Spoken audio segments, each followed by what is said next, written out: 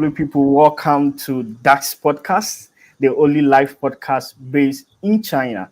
As you already know, every week we bring special guests who are living in China to come and share their story and what they are doing in China to inspire you in so many ways.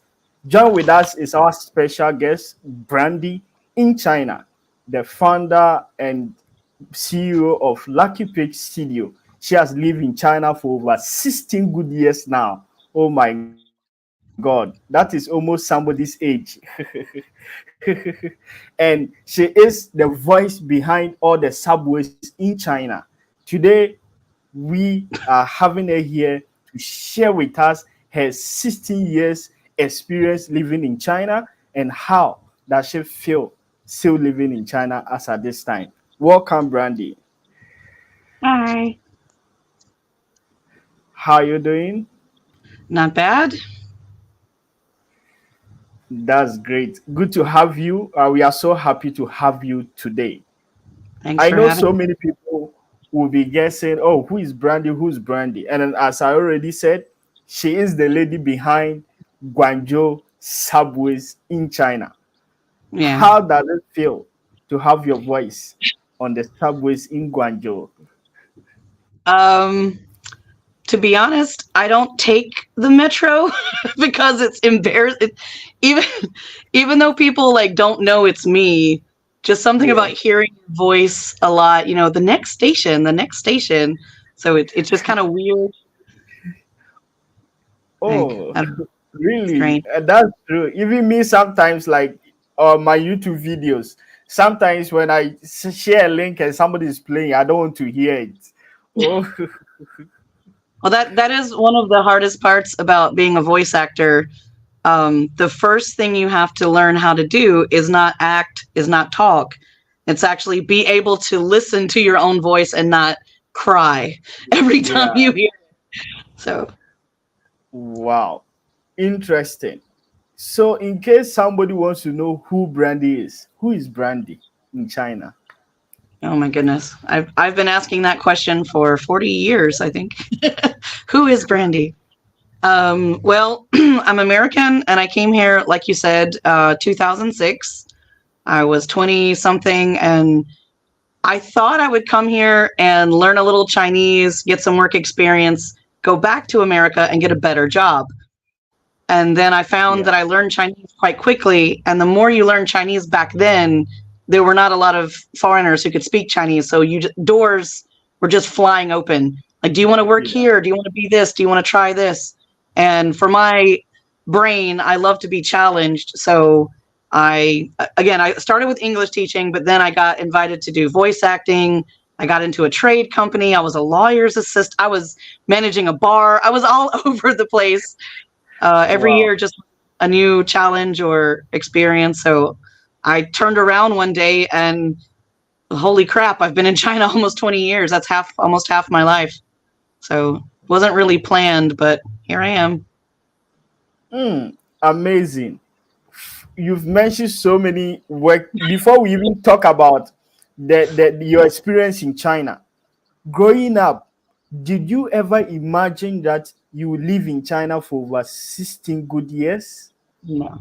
I did one time try to dig a hole in the sand, to Yeah. get to China, but that was airplanes are much faster, I found. So no, I just like where I grew up was a very small town in the southeast of America, and I always had a lot of questions. Been a lot of like a curious child, and I Yeah. felt like everybody just kept telling me, "Don't think too much. Just live your life. Just get married, have a baby. Stay in your small town. Just get a job, be normal." And I read a lot of books and watched TV, and I'm like, I want to visit Greece. I want to, live on a boat. Like Yeah. there's so many things interesting in life. And here I am sitting here doing nothing really. So what else is out there? And it was really hard because when you're young, you can't get a job because you don't have experience, but you can't Yeah. get experience if you don't have a job. So anybody that would pay me to do this, I was like, oh, they'll pay a good money in China to teach English. So why not? Let's try it out. What's the worst that'll happen? And the worst thing was that I never went home. Amazing. In fact, I growing up in Ghana, I Mm, love Chinese movies, Chinese food, but I never wanted to come to China. Even I had admission scholarship to study in China. I never wanted to come to China because of the language barrier. yeah. Before coming to China, you didn't have any worry about different cultures, language. Well, it's funny. I have a friend that came here the same time as me. He's the reason I actually came here. He introduced me Okay. to his friend with a job and things. And I asked him a few months ago. We had our China versary every year. He's still in China too. Every year on that day that we came, we have our China versary. And I said, what was I like back then? I kind of forgot. And he said, you were so scared, Brandy, that you would not learn Chinese, Yeah. like at all. And he said you were practicing so hard on the airplane, like somehow magically in 24 hours, those MP3s were just going to teach you Chinese, and you just walk off the plane speaking Chinese. You were dedicated but dumb. Wow. Interesting. Before I even ask about how did you manage to learn the language, just as your friend said you were so scared, I would like to ask this question. Were you a voice actor before coming to China, or No. when did you become a voice actor? My second or third year here, I was contacted by a teaching agent. Right? They just collect foreigners. They're like, oh, there's an expat. Hey, come, add my WeChat. No, QQ. This is back when it was just QQ. Okay. And he said, can you read a book? We'll pay you 50 renminbi an hour. And at the time, that was what teachers were making for private lessons. And I thought, well, Okay. if I can teach, this must be easy because there's no student. I just talk in a microphone. And Yes. I read a dictionary. My first job was a dictionary. I fell asleep talking, Dax. I was just like, apple, ball, page 473, page 474, it was so like running a marathon. It was rough, but Oh, I really enjoyed it. So interesting. So I can say that you just became a voice actor by coincidence. You yeah, never planned to become a voice actor. I personally, I knew about making money with my voice in the year 2020 during COVID. And I was like, yeah, what? So I can also make money with my voice? And I've been yeah. wasting my voice for so many years. Well, yeah, So yeah. like I wanted to be a voice actor when I was 5 because I love watching Disney cartoons and I would, act along with them. Yeah. And that, so like maybe my like child brain kind of had that dream but never really thought about it as a way. And especially in China at the time, there's not a lot of options. Either you teach English, you do foreign trade, or what do you do? Like there wasn't not a lot of options. So Interesting. So you came here purposely to teach. At what point did you just quit the teaching and focus on voice acting? that was around COVID when I finally, because I didn't I had my own school for a while. I quit teaching for other people about 3 years in because I didn't like the way Okay. they were doing it, and I thought it's an American thing, I guess. Like if they're doing it wrong, I'll just do it myself. So I did start a school and did that for a while, and then again on the weekends I would go to the studio and just do a couple of hours of books or cartoons, and I didn't really think about it as a real job. And then during COVID, I have a voice acting friend, and he said, Brandy, go listen to the other people out there doing this. Go listen to what they do. Have you ever listened to anyone else's demos or samples? And I said, no, Yeah. I don't see other people in the studio. I don't really. And so I found some, and I realized I was kind of better than that. And I was like, oh, they're bad. Like that's all. He's like, you've been doing this for 10 years part Yeah. time every weekend. That's a job, Brandy. Go make money with it. And I said, okay. So I bought some equipment at home. No, actually, a studio. She sent me a little microphone and she said, I need you to work at home. And I said, I have nothing. So she sent me like some soundproofing and Yeah. set it up. And that's when I really said, okay. And again, during COVID, like you didn't know what was going to come tomorrow. So I was like, Yeah. if this job is something I can do more of, then it doesn't matter if I'm in China, if I'm on a beach in Thailand, if I'm back home, anywhere I go, this is Anyway. something I can take with me. So yeah, let's put a little more effort and see where that goes. And that turned into Lucky Pig Studio. So Wow. yeah. Interesting. How is the voiceover industry like in China? Starting that in China.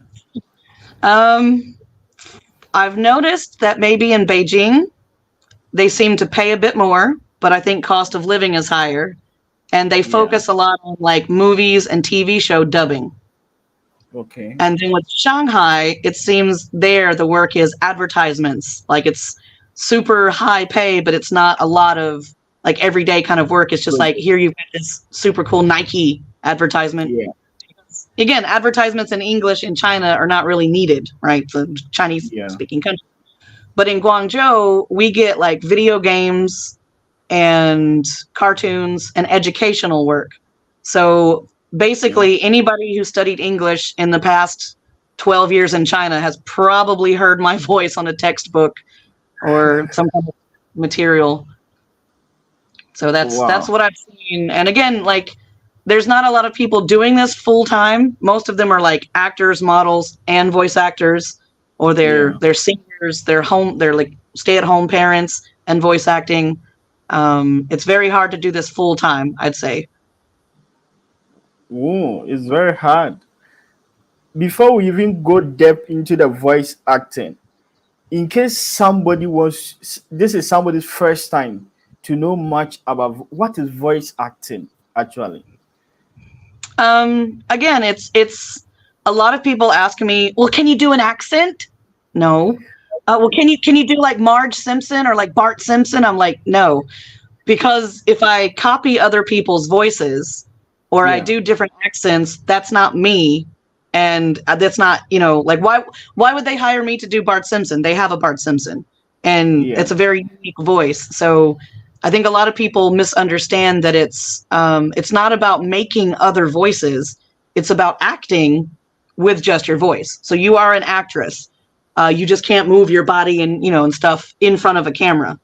As your videos have shown, when we're actually doing the voice acting, you can see our faces. Like you have to like frown when you're angry and smile if you want to sound happy. And so voice acting is controlling your voice to do what a client wants, even when the Yeah. client is absolutely wrong.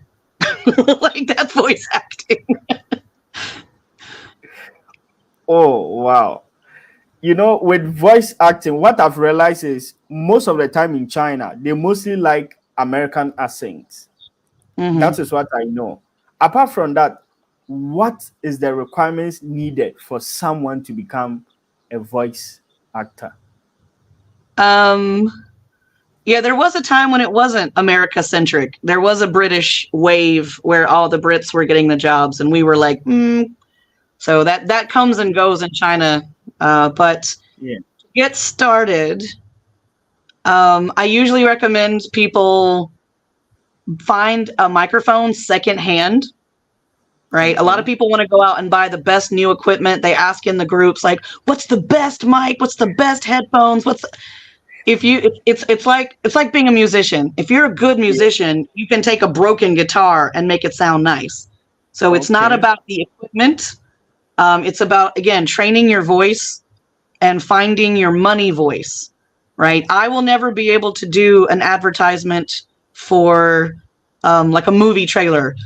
What is it? The coming soon to theaters near you. Like nobody wants that. They want that booming man voice. They don't want this. Yeah. So understanding that your style, your type is not going to fit every client. You find what people want to pay you, what you're good at doing, and like go Yeah. down that road, and you'll make money faster.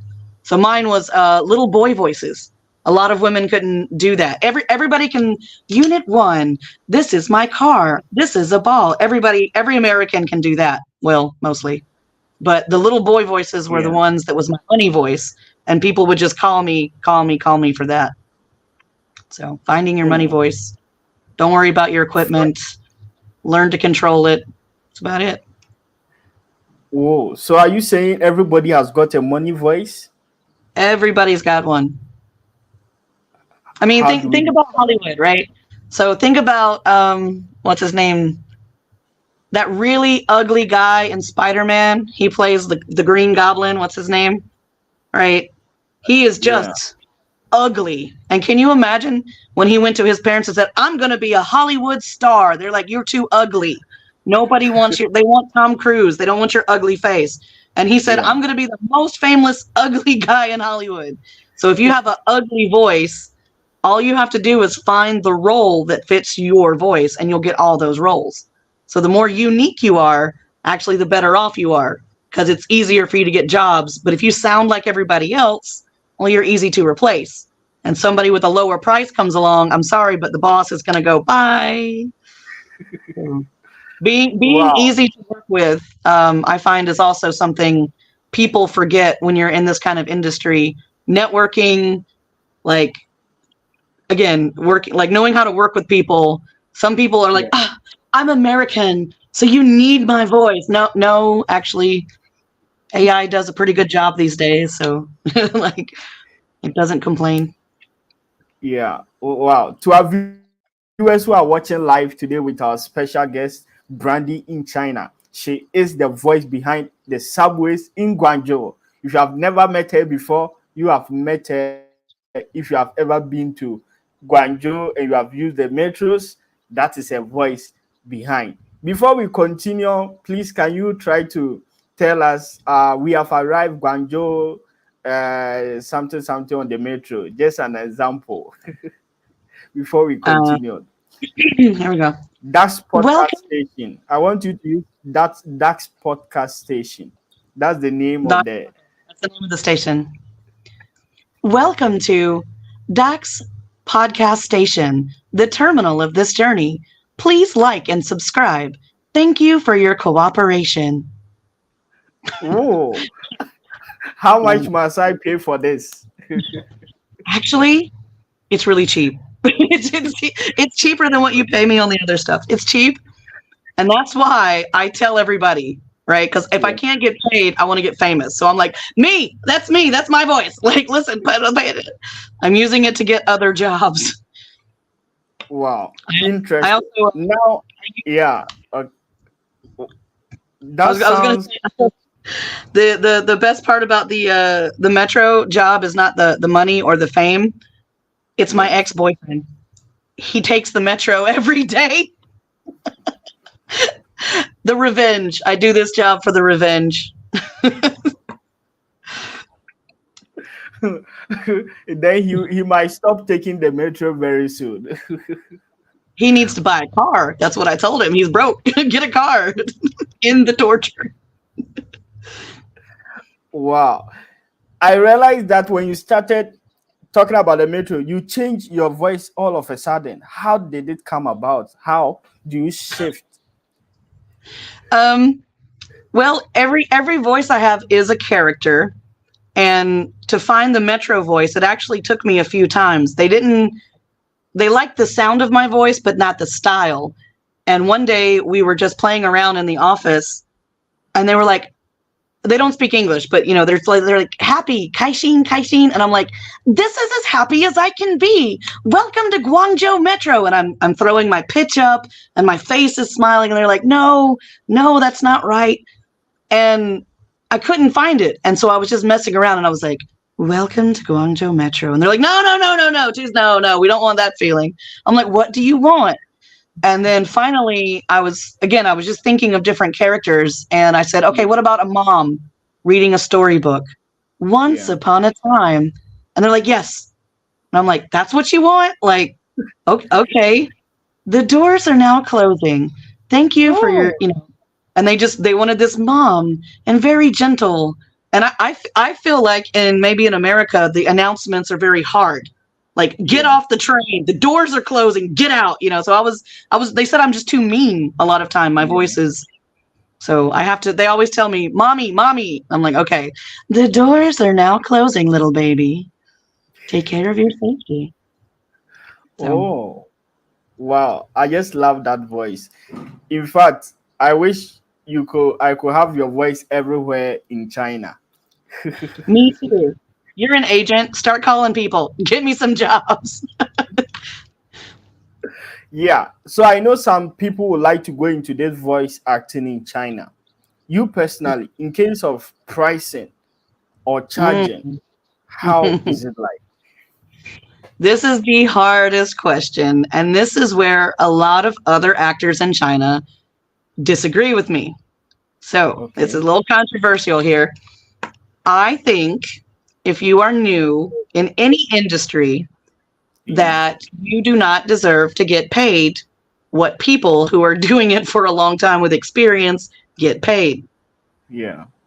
And in this, and again, in these creative industries, there's no rule, there's no general, there's just what you're willing to accept as a price. Yeah. And I don't know how hungry you are, right? If you're hungry, you do it for whatever money you get. I'm never going to be mad that someone undercuts me because I know that that's the client's choice about their budget, right? So in the Yeah. beginning, for the first 3 or 4 years, whatever they paid me, I just took it because I felt like I was not good at the job. They were paying to train me, basically. Every job I Yeah. got was experience got me better, the better I get. And then one day I was at a studio that I worked with for years, and some new people came in. And I was like, oh, hey, new people. And they're Okay. like, oh, we start chatting and they're like, how much do you make? And I'm like, this much per hour. And they're like, oh, me too. And I was like, no, no, this is no, no, no. So being the only Chinese speaker of the foreigners, the old Yeah. crew, the ones who we'd been there for 2 or 3 years, they elected me to go to the boss and be like, hey, boss, give us more money. So that's how we got our first raise, because the boss was like, if I can pay for quality, and I don't blame Yeah. him, but still. So the prices, again, the only way you know is if people tell you, and if they're being honest, you never know. Agents will not always tell you what they make from a client, of course. You can Yeah. assume they're going to take 20 to 50% from you, depending on the type of agent you work with. And again, you Yeah. don't learn about pricing until you do a couple of jobs where you realize you should have got paid more. Then you're like, oh man. But if people aren't transparent about it, it's never going to be easy to discuss. And people don't like to talk about money. But anyways, I for all the new people out there, Yeah. if you are just starting out, again, for 1 to 2 years, I recommend, trying to get as much work as possible, which means doing it for a price that's you may not be comfortable with. And remembering that now you have more competition than before, which means prices drop. AI is fighting with Yeah. you. And now that a lot, like before, Chinese people couldn't get actors from overseas. Now they know about Fiverr. Now they know about Upwork. Right Work. now Yeah. they can get out there and find people. So it's not like before where they just literally walked down the street and said, "You foreigner, come in my studio." So Yeah. pricing Mm. is the hard part, and networking, again, networking with people. I said that's part of the job people forget to do. You do Yeah. have to be open and honest, and people will open and honest with you, and you can kind of say, well, Brandy's been doing this 12 years. If she's making 500 on this job, if I make 400, then I'm feeling good, right? Yeah. But Wow. I- Amazing. Now it looks like you have become very popular in China. Have you Guangzhou. ever thought of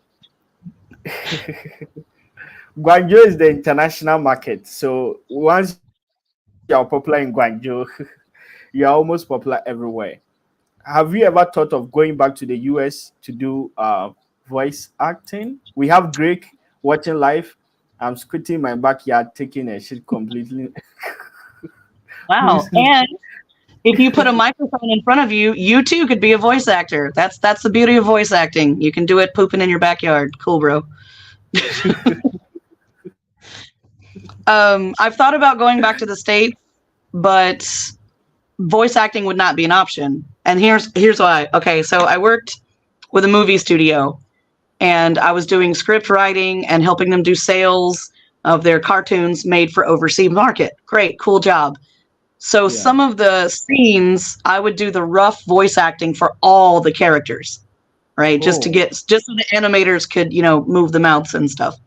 And they yeah. sent one of these scenes to a director who worked on Kung Fu Panda, right? They had money. Oh, They were hiring like actual Disney, like legit directors. And I was in this meeting. I was nervous because I'm like, oh my God, they're like real people, And he goes, oh yeah. And about the voice acting, it's very 1950s. It's really cartoony. It's not really what we look for in movies these days. We want more authenticity. We want, real feeling. And this is real. just way, way over the top. And I was like, it was me.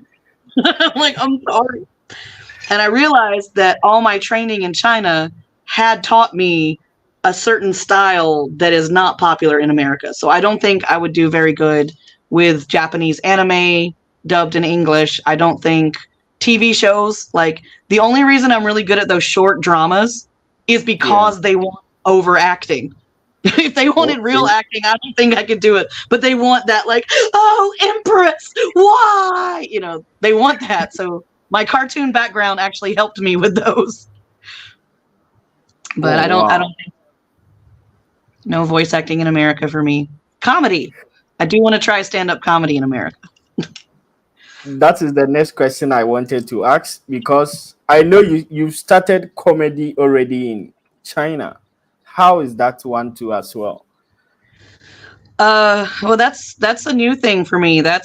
I'm like 2 or 3 months in right now, and there's not a big scene in Guangzhou. I hear that Beijing, Shanghai, Chongqing, Chengdu, Shenzhen, they've got some good scenes, but there's pretty much really nothing in Guangzhou right now, and so I'm not getting enough practice. And right now I'm still in the funny stories but not funny jokes stage. I can make you pay attention and like laugh sometimes, but I want to be like joke, joke, joke, joke, joke, not story, story, story, joke. So I'm Yeah. still learning how to write comedy. It's much, much different, more difficult than I thought. But I do think I have a unique voice. I don't think there's very many American women living in China 20 years, dating, marrying, divorcing Chinese men. That's kind of a thing, not very common. Again, and working like most of my foreign friends, they kind of live in that foreign bubble. They go to a lot of Big foreign restaurants foreign. and they date other foreigners and they have this foreign bubble somehow in China. And I left that years ago and it's hard for me to go back. Like I feel uncomfortable telling jokes in English because I've been talking to my friends at parties in Chinese for years. So it's really hard for me to separate the two Brandys. There's like this Chinese Brandy who's like a Yeah. 20-year-old dumb girl. And then there's like this American 40-year-old woman and they fight a lot. So trying to get that as my comedic voice and make something of that is kind of my plan for the next couple of years in life. That's nice. To our viewers who are watching live, our special guest today is Brandy in China. She is currently a voice actor in China and she has lived in China over 20 good years now. And she's sharing her experience as an American voice actor in China. Wow. Upon all these 20 years, changing jobs, several jobs in China, what is the advice you give to any foreigner trying to come to China, especially Americans? Lower your expectations. Whatever good stuff you've heard about China, like just go ahead and get rid of that. Whatever bad stuff you've heard about China, get rid of that. Walk into it as China is what you make it. If you ask 100 foreigners who've lived here 1 day, 1 year, 20 years, they're all going to give you a very unique view of things because we all speak from our own experience. What you've Yeah, experienced in China and what I've experienced is completely different. So yeah, depending on who you ask, that's the China you get. And here's the crazy part. Depending on what Chinese person you ask, you get a different view of China.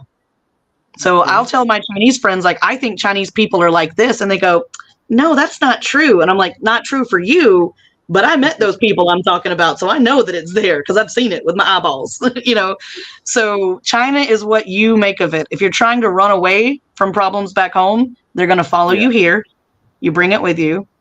If you are not flexible, if you have a growth mindset, China will anywhere outside of, just grow. This is a great place to grow. It's a growing country. It's not developing. It's already developed, right? But it's growing and growing incredibly fast. In 20 years, watching it grow has just been amazing. So if you come here with that mindset, you will be fine. If you come in with that fixed mindset of that's just not how things work. In my country, I think well, what we do is like nobody cares what you do in your country. Go back there and do it there that way.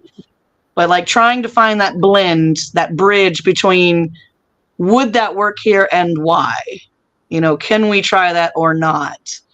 It's like I think Americans have this I want to save the world mindset sometimes. Yeah. And I really don't like that. I mean, again, it's nice to help people. Charity is great, but like also understanding why people do what they do before you try to change it or make it better. Because Yeah. what doesn't work in America may work in China, and what doesn't work, vice versa. People can't understand one main thing, and probably in your country as well. We just don't have that many people. There's just Yeah. not that many people. And I can tell my American friends, like, there is a lot of people in China. And they're like, oh, yeah, there's a lot. I said, no, no, no. More than what you just thought. Like, imagine a sold out concert of Taylor Swift. That's what's riding the metro every day. That's how many people are squeezing in a little can going to work every day. So that's, I think a lot of people. And that's why you have some crazy rules or laws that don't make sense for us, or that's why you have some cultural habits or misunderstandings and things, because there's just a lot of people. It's that simple. That is so powerful. It's true. I have several people who come to China. They be like, in Ghana, it's not like that. In the US, it's not like that. Then why don't you stay in Ghana or US? I love that point you mentioned. So you are saying if you are willing to come to somewhere different, expect these things, these cultural differences, and it seems you are so open-minded. And I'm just being curious about coming to China as in your 20s, a young beautiful girl that time, and Chinese and Americans. How was that time like in terms of dating or Chinese men approaching? How was it like? Oh, I was a queen. I had like, again, in America, I wasn't ugly and unwanted. I wasn't, bad. But when you come to China, and like I said, population, for every one guy that liked me in America, there were 5 here. And so, and they do kind of fetishize white women, right? Or just exotic women, the same way that it's like that Asian fever, that the yellow fever some people get. I think it works the other way. Like I've been subject to the white fever problem.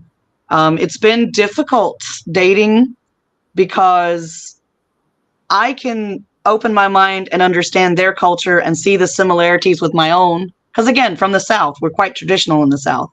But because they were so closed for so many years, people my age, born in the 80s, China didn't open up until the 80s. And so when it opened up, all of this culture rushed in. It was like Elvis and Michael Jackson in the same year. It was like, so they just had so much to process with limited language skills and no history of why these things developed like that. So they felt like they were more open-minded and Western more than their parents. But actually, when they get married and start dating, whoop, we go right back to, we got to have babies in the first year. We're going to buy a house. It's going to be traditional. I'm the man. You're the woman. That's it. So I found them to be quite traditional since I'm so open-minded, and that was difficult in dating, and still is. But, Wow. You were very open. I just want to know how the men are, like, even just approaching to a queen at that time. I know Chinese guy to be very shy.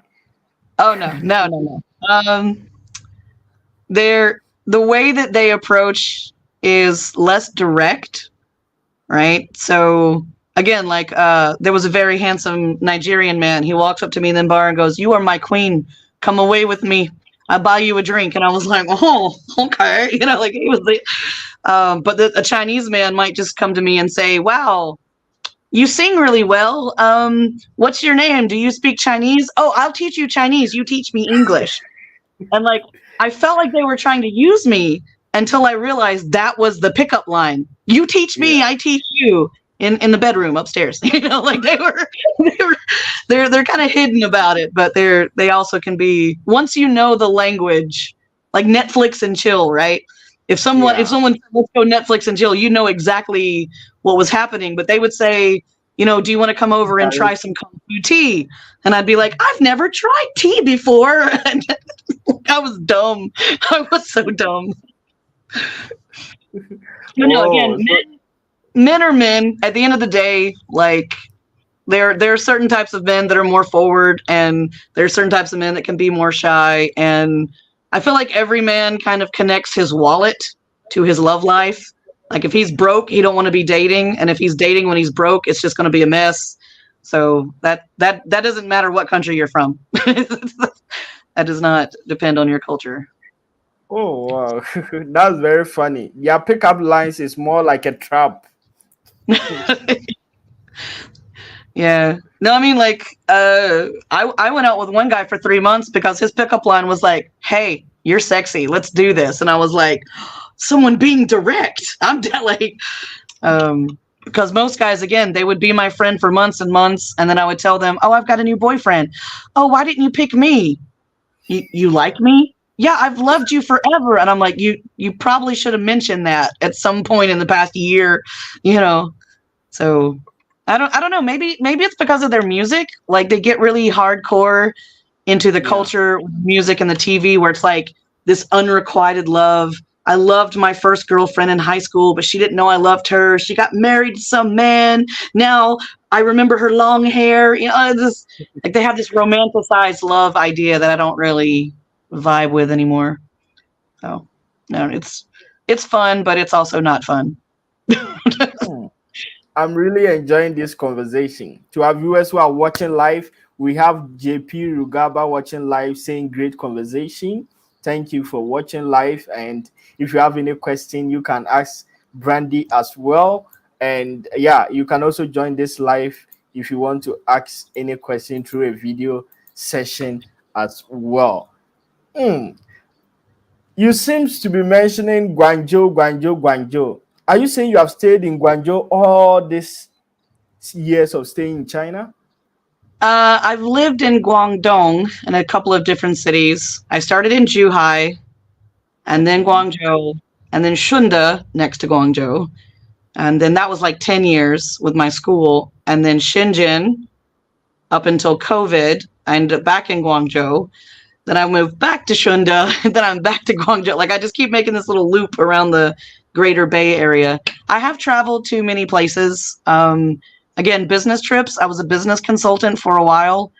So I Yeah. got some a lot of trips and things. I've been to Beijing a few times, really like it. Shanghai, the jazz is nice, kind of expensive and snooty. Some smaller cities. I saw the Shaolin Temple. That was nice. Okay. I like the Northeast because the people are Okay. bigger and taller, and I'm kind of a bigger girl. And in the South, they're quite petite. So I kind of feel Yeah. like Godzilla walking around. But in the North, I just felt normal sized. Like I just remembered that I'm not gigantic. I just don't fit the size of people here. So that's Yeah. kind of been messing with me for years. But I always wanted to move north, but I'm scared of the cold. I don't do snow. Really? ah, we have RJ Antics giving us a thumbs up watching live. To all those watching live, thank you. We have our special guest Brandy in China.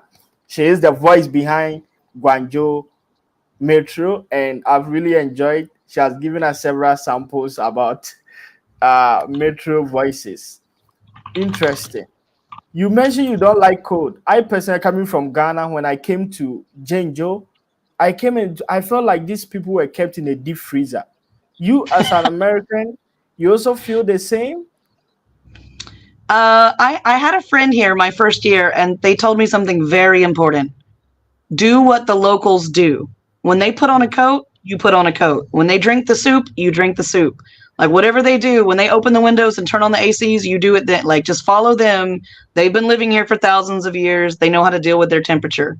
And that's pretty much kept me comfortable weather wise. But again, I'm from a hot place, so it doesn't bother me. It never, like when it gets cold in Guangzhou, the houses here are Yeah. designed to keep the heat out. So in the wintertime, it's colder in your apartment than it is outside. Like you'll be sitting there typing with frozen fingers and blowing, you know, like you're just like so cold. And then you go outside and you're like, oh, it's actually okay. It's nice. So I think now I could go to the north and be more comfortable with the weather and things. I think it's pretty much hot everywhere. Thank you, global warming. Yeah. But now my Interest. network is here, and I don't want to leave my friends and my places and my stuff. And You have lived in China for 20 years now. I just 6 years. But now I feel like I have also built network here. Even going back home, it feels like you're a new person altogether. How does it feel to you over these 20 good years? well, I haven't been back in almost 10 years. The last time I Mm, was back was right before the divorce. Every woman runs home to her mama when she's ready to like break up, right? So I ran home to mom. I'm like, Mom, I'm gonna divorce. Then I came back and had to recover from that financially, so I didn't go back home. And then my job, there was no time, and it was like time, money, money, time. Like it never paired up. And then I started saving money to go home, and my dad said he wanted to live here, and I said, okay, well, I'll save money and I'll get you an apartment and I'll get you a English speaking maid and you can just eat healthy vegetables. This is the life, Dad. You're going to love it. Then he died. And I was like, oh, ugh. I was like, come on. Like I was this close. I've been working for you. Dang it. But I found out his life actually wasn't that bad back home. It's just that I was the person that he would complain to because he couldn't complain to yeah, them, right? So from my yeah. point of view, he was miserable every day and hated everything. But then I found out later from my mom and brother that like actually he was doing okay. But so that's when I was like, that's right after the second round of COVID. And I was like, well, Mom, if I leave China right now, I don't know when I can come back. And I don't really want to be homeless at your house, a 40-year-old woman living at my mama's house. Like this is a big no, no, no. I said, so I think it's best either I send you guys money or I come home for a trip. But I think, what do you want to do? She goes, yeah, just send us the money's fine. And I was like, well, like, okay. So haven't been back in a while. Do want to go back. Got some things to take care of. I want to visit my friends who have left China, who've gone back to the States. Like I've got friends all over the world now.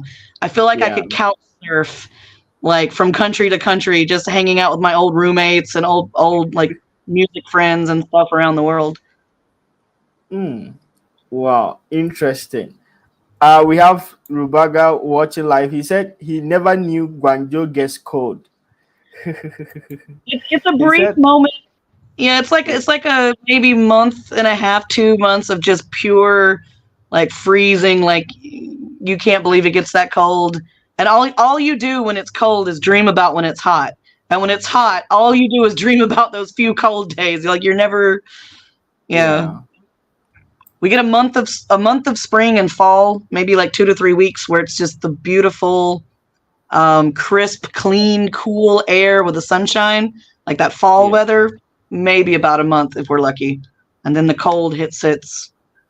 So spring, Ooh. spring and fall, not a big thing here. You get summer, you get winter, and you just kind of. Yeah. I would have loved to ask you what do you really love about China, but you've mentioned so many of them already. What is the one thing you don't like about living in China?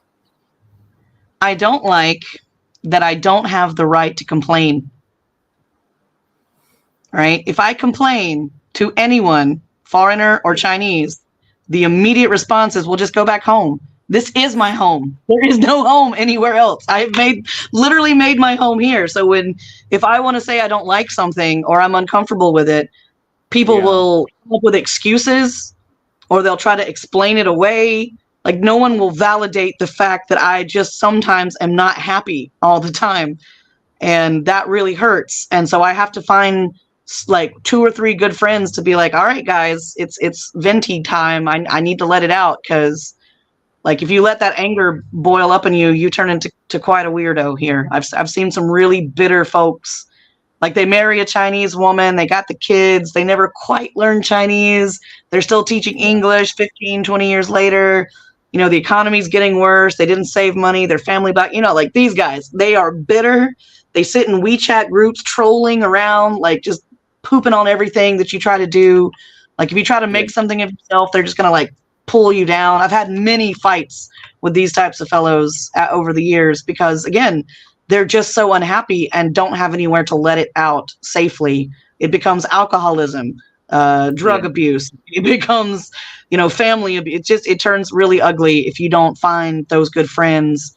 So the thing I don't like about China is as a foreigner, no matter how hard you try, you will never fit in. If you go to America and you're from Ghana, have you been to America? Not yet. If you go there, people, number one, they're just going to assume you're American. And then you're going to open your mouth and they're going to hear an accent and then go, oh, so you're not from around here. And then they're going to ask you about it maybe. And they go, cool, I know nothing about Ghana. What's that? You know, and you get this cultural exchange and, oh, do you live here? Are you visiting? Oh, you've been living here 20 years. Cool. Well, you know, cool. Like, I don't think anybody cares in America because we're an immigrant country. But in China, it's not that. And people forget that. So for me, like, I forget I'm not Chinese sometimes. I'll be walking down the street, talking Chinese on the phone, you know, doing Chinese stuff, buying my Chinese food, just Chinesing my way through China. And suddenly some little kid's like, why, Goran? Why? And you're like, oh, me. Yeah, that's me. Yeah, that's right. I forgot. Like, I got comfortable. And sometimes I just want to be the Lao I again, you know? Yeah. I've never heard you speaking Chinese before.现在可以说中文吗？我们用中文说话。我的中文不太好，一般般，但是可以，中文可以。我说中文是有点南方的口音，很多人说我听起来像广东人，因为那个我是北京人，那个不太喜欢。现在你是广州本地人，广东那还好，我感觉很多人也想听你的中文口语。我的中文，如果我在说 ，we always reminded that this place is not our home. Yes, Ruth. Yes. 如果我说中文的时候，如果不是很复杂的话题，我觉得我可以，我就很自然的。但是你一说到什么，我要想一下，然后就开始有点 like when I talk about something I know, sounds great. When I go off on a new topic, my tones go to hell. They just go everywhere. My words get like really simple and baby like. So there's two aspects to my Chinese. If you ask me 你是哪里人？你来这里多久？你做什么工作呀？你每个月多少钱啊？你有没有男朋友？你 QQ 号、你微信号多少？我可以叫你的样子，那些都没问题了。那还行，也可以。很多外国人认为中文太难学，你怎么学中文呀？我做过中文老师，你开玩笑。Actually, I'm going to do some promotion here. Check out my SoundCloud, guys. I have just started using AI to write songs to teach Chinese. I think music is what helped me. Being in the music world from a child, learning a little piano, you know, music classes in school, I love to sing. That trains your ears to listen. And Chinese is a different music. And a lot of foreigners, they get so caught up with the tones. And the Chinese teachers use that to scare you. Like, oh, Chinese is hard. If you say it wrong and your tones are wrong and you're going to be bad and you're just like, this is hard. And when your brain thinks it's hard, it gives up.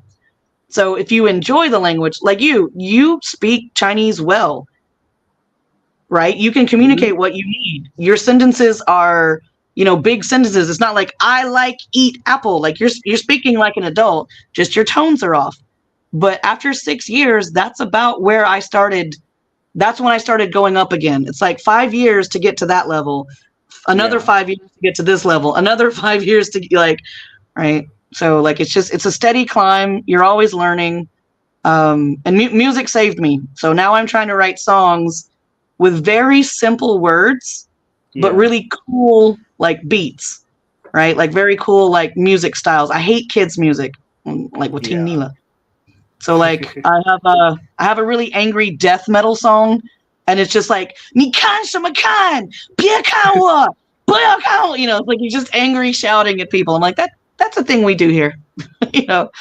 And I've got love songs and just a little bit of everything with AI producing it. It's really fun for Hmm. learning Chinese. Don't be scared of the Wow. tones. That's my advice. Interesting. I think I can't wait for that to be ready. I think it will really save a lot of foreigners in learning Chinese language, and that is really smart of you to have that idea. Before we even leave, our time is almost fast spent. We have few minutes to end this conversation. I'm really enjoying this conversation so much. And to our viewers who are watching live, our special guest is Brandy in China. She is a voice actor. She is the CEO and founder of Lucky Pig Studio in Guangzhou. And she is the voice behind Guangzhou Metro. In case you reach Guangzhou and you hear that English voice, she is the lady there now. We have Rugaba asking a question. Do you think the Chinese mindset of cultural bonding and appreciation of other cultures will Mm. improve over time? Speaking from an African perspective in China. Yes, I do, because I've seen it happening. Again, 18 years. I remember the first Black friend I had from America that came over here, and I warned them. I said, there's not Black people a lot here, or white people, or any other color. Really, it's all kind of yellow. So you're going to run into not hatred of racism. You're going to run into just ignorance kind of racism.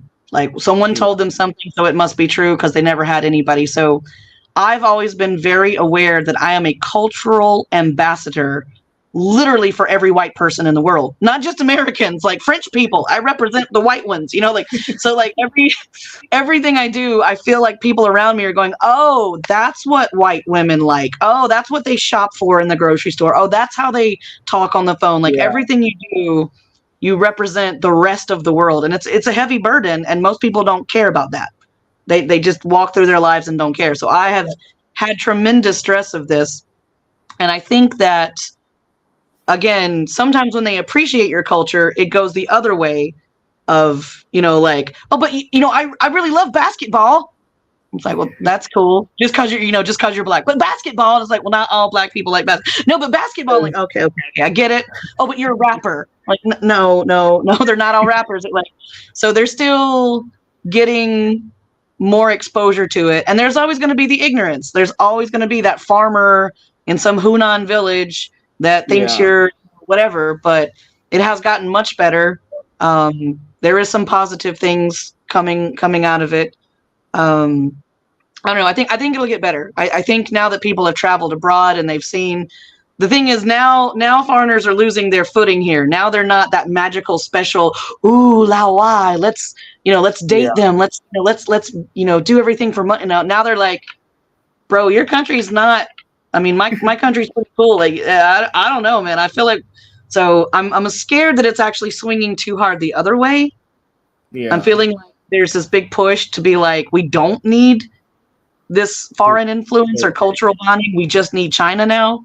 And I'm hoping that within a few years, it'll swing back and hit the middle. I feel like in maybe 2 more generations of kids, they're the ones that are going to be the balance. Because, and again, every culture kind of does this, like in education, right? It starts off like very strict. We're going to translate and do grammar. And then it's like, no, we're just going to like try to learn it freestyle. Then like it just, everything kind of switches back and forth for a while. But when we hit that medium spot, you'll feel it when it's like, it doesn't matter where you're from, if you're cool. If you're trying to help people, you're not a jerk. There's only two kinds of people in the world that I've met. Doesn't matter what country they're from, if they're man or woman, old or young, black, white, yellow, purple. There's nice people with open mindsets who say, this is different. I wonder why. Yeah. Doesn't work for me, but that's fine. And then there's those that are just like, no, bad. I don't like it. It's different, scary, scared. Ah! So two mindsets of people. Hang out with the ones, spread more love to the ones that'll grow, and they'll have children that'll grow. They have friends that grow. Hang out with the growers. It's kind of the only way I've survived in this country is finding those people, the open-minded ones who maybe they don't do what I do with my lifestyle, but they accept me as me. And and just kind of works like that. Oh, you have really educated me today. I only thought it's only the blacks in China that they always think if you are black, you are from Africa, you are all like that. I never imagined you, the whites too. They also say the same, like, oh, every white is a rapper, every white is a bass. Oh, No. For me, the stereotypes I get, it's you only eat hamburgers every day. That's why you're fat. It's because you're lazy. I heard like some of my black friends complaining they couldn't get a job teaching English, and I'm white, so it's easy. I said, honey, I got turned down for a job because I'm too fat to chase the children. They said, right? Yeah. You can't work here because you're too old. We want someone who's 20. You're 20. You're 30. That's too old. You don't have enough energy. I'm like, yes, I do. So like we get stupid stereo. Oh, all Western women love to do that thing on those movies you see. Like they think all of us are like crazy about that thing. And I'm like, actually, I know a lot of women that are still virgins. Like a lot of white women I know still they want love. So they just have these fixed ideas that can get pretty difficult to deal with. Again, it doesn't matter what race, if you're just not China. And even in China, they have these stereotypes against you're from Guangzhou, you must eat, rats. And Guangzhou people are like, you're from the north, you must, so they have generalizations and stereotypes for their own people. Like that never goes away. So educate people by being nice and letting them know we're all special, uniques, but we're all the same. Yeah. wow. In fact, I'm really enjoying this conversation and I'm learning so many things. But due to time, we have to leave. We have some 7 minutes to end this conversation. Before we leave, I know there are so many people who like to reach you, who like to contact you. I'd like you to tell our audience what you are doing in China and what, in case they need anything from you, voice acting. The platform is yours now. Again, all of my social media channels is Brandy in China. I do have a Facebook page kind of geared around my live stream from before. I have an Instagram and Twitter that I barely mess with because I'm just lazy. I just started some Chinese social media stuff. So Chinese TikTok and WeChat channels. I'll post some videos. If again, I do singing part-time with a band, usually smaller gigs for just, if you want someone who feels when they sing, but not necessarily looks like a model on stage, that's me. I'm trying to get into comedy. So if you want to get into comedy, you've got some avenues or want to connect on that. And again, I'm just a people person. I know people. So just connect with me and tell me what you're doing. And I'll see if I know somebody who does that. And I hook people up all the time. All right, sure. I'll also put links of all your platforms in the description box in case you want to contact her, in case of voice acting, any project you want to get from Brandy, she would definitely do so for you. I have two last questions. Call Dak, he's my agent. He knows my prices. I have two last questions to ask before we leave. Upon living in China for 20 years now, how has been the change? I came here in just 2018, but within 2018 till now, I can see so many change in China. How has the change been like in China to you? Um, Two big changes. One is the transportation, right? They didn't have a good, fast, efficient way to move the population during the holidays, the two holiday seasons. And so that Yeah, was always a mess. And it's still a mess now, but considerably less. Now there's more highways, high speed trains, more flights, like the whole infrastructure of transportation has been redone and built up so much. It blows my mind. Like that is the coolest thing about China, is just getting from point A to point B is so much easier now.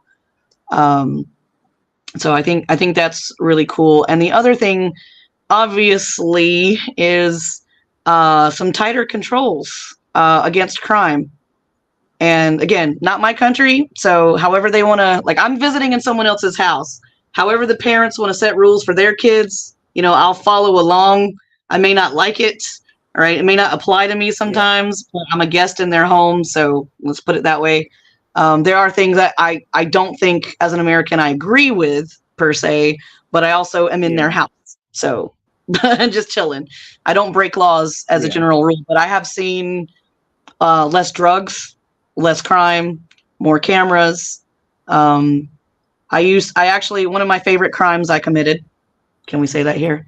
Was I bought the ticket for the train in the afternoon, but I yeah, used it to go through the turnstile and get on the next train to where I wanted to go. So I like jumped my seat, and got a train. That you can't do that anymore. So that yeah, changed. So it's like you gotta wait patiently in line now, and copyright laws, like music and things, you have to pay for streaming services now. Back in the day, there were just DVDs on the street for everything. So like yeah, they clamp down a little bit as much as they can. And again, I had a lawyer tell me years ago. He's like, if you're not breaking the rules in a big way, there's just too many people. It's not that they don't yeah, want to monitor this stuff. It's just there's just too many. They just can't. So if you're just like doing something to make your family get some money, that's great. But if you're trying to like create a franchise or a group of people scamming others, yeah, they're going to come and get you. So I think, but that's a good thing. In a place where there's so many people, you need yeah. more and tighter controls. It's just a fact of life. So that's Wow. changed. And overall, again, just the people having more access to the outside world, and that changing their ideas and letting them see that China is not horrible. China is not the best. It's not. It's just something now, and letting them just see more of the world has been very useful. So music's gotten Hmm, better. that's nice. Now, our last question before we end this conversation Okay. is, how has China impacted your life if you are to flash back from the 20 years? Hmm. Like I said, there's a Chinese woman inside me. That's why I'm so fat. There's two women. No, she's there's this 18-year-old girl that lives in my head, and she definitely has thoughts that American Brandy disagrees with. So that made me get married before I was ready. Right? That's a big impact. Right? She was 29 saying, if you're 30, no one will ever love you again. And I'm like, no, my grandma has a boyfriend, right? It's not true. You can be old and find love. I know this is true. But like Chinese Brandy worked hard to get me married that year. And I may have, in retrospect, made some mistakes there. So I feel like the impact is now I can see things not, and again, because I learned Chinese, I didn't just learn the words and say what I want to say in English in Chinese. I learned to speak the culture and the things they do. I didn't realize the culture was affecting how I think about a problem. And I have to turn it on and off. I'm like, okay, I'm in a business meeting. Do I want to be Chinese Brandy, right? Or do I want to be American Brandy? American Brandy is going to step up to the boss and go, no, boss, that's a terrible idea. Chinese Brandy is going to wait till everybody leaves and go, well, boss, I think that other idea you had earlier that might have been, so like, how do I approach things has been different. I have more choices now, right? Chinese brandy can get things done in a different way sometimes. So Wow. Interesting. In fact, I've really enjoyed talking to you, and I wish to have you more to enjoy, share our life experience, and so many things. And in fact, I must say you are funny as well. I'm gonna have to interview you someday. I want to know about you. We learned about me today, but I bet you have a very interesting story of how you got here and how you got your jobs and things, and it's pretty cool. Sure, I'm always available to do that. We can arrange that, and we'll have that some other time, same as this. Cool. Yeah, we have Naomi Wells watching live saying excellent. Is that my bestie? Because I have a Naomi friend. I don't. Is that your last name, Naomi? I don't. In China, we don't use last names. So, like when you asked me my last name, I was like, I don't ever. Okay, I mean, yeah, why not? But I'm like Kanye. I don't need the West anymore. I don't need a last name. Interesting. So, ladies and gentlemen, this is where time will permit us to end today's conversation. And we had our special guest, Brandy. She is a voice actor who has lived in China for over 20 years now, and she has shared so many life story. And due to time, she couldn't share all. And I know in future we can still have her again. She is the voice behind Guangzhou Metro Station. If you need anything like that voice acting, you can contact her. And we have oh oh, that was you. Leo, that's Naomi's original last name. Leo is here, and yeah, Naomi is also saying Lo is my maiden name. Yeah, those are my two besties. Naomi, I met online a year ago. She's coming next week for my birthday in China, so she's from America Oh, as well.